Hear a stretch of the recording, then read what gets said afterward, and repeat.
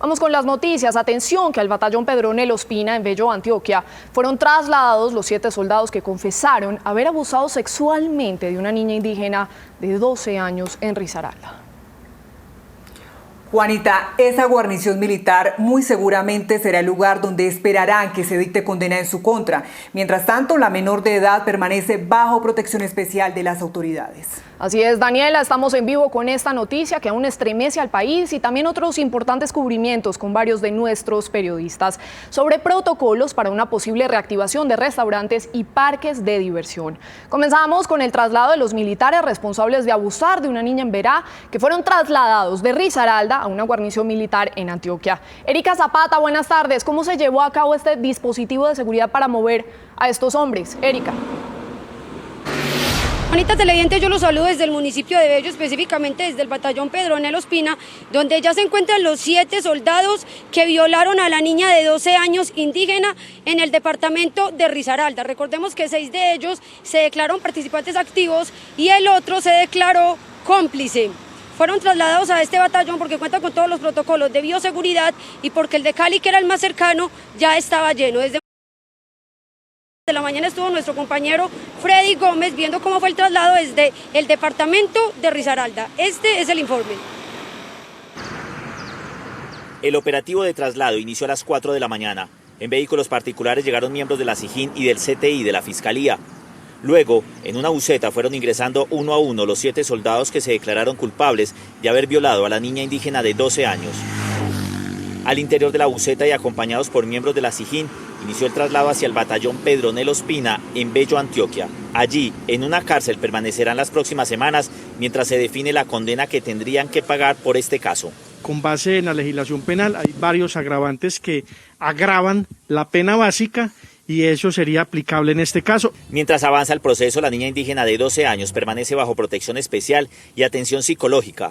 La familia de la menor también recibe acompañamiento. Será la comisaria de familia del municipio de Pueblo Rico quien determine si la vamos a tener en Pereira en un hogar sustituto o si nosotros vamos a adoptar a su familia y garantizarle el restablecimiento de derechos de ella y de su familia. Acompañamiento psicosocial, de restablecimiento emocional y que estuvieran garantizados los antropólogos necesarios para que se lleve a cabo el enfoque étnico y diferencial. Asimismo, pudimos y le reiteramos a su familia que estamos aquí para acompañarlos y restablecer los derechos. Pudimos hablar con su mamá, con sus hermanas y hermanos y les dimos, por ejemplo, todo un esquema de vestuario porque sabemos que llevaban varios días con la misma ropa. Asimismo, estuvimos acompañando la entrega de canastas nutricionales a su hermana para que los llevara a su territorio.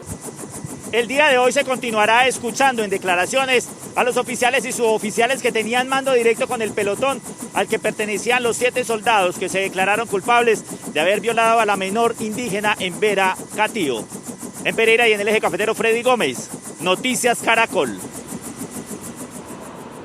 Allí se encuentran los 7 soldados que violaron a la niña indígena. Ella se encuentra bajo protección del Instituto Colombiano de Bienestar Familiar y su familia también está siendo acompañada. Recordemos que fue violada el pasado domingo cuando se disponía a recoger unas frutas cerca a su casa. Esta es la información hasta el momento. Erika Zapata, Noticias Caracol. Precisamente estamos a esta hora con el exfiscal general y abogado penalista, el doctor Francisco José Cintura. Gracias por acompañarnos, doctor Cintura. Buenas tardes. ¿En su opinión cabe el delito de secuestro en este caso como lo están pidiendo varios congresistas? Buenas tardes y un cordial saludo. Por supuesto que sí cabe porque los elementos materiales probatorios que se han venido recogiendo informan que la menor fue retenida más de un día contra su voluntad con el propósito adicional de acometer este crimen atroz.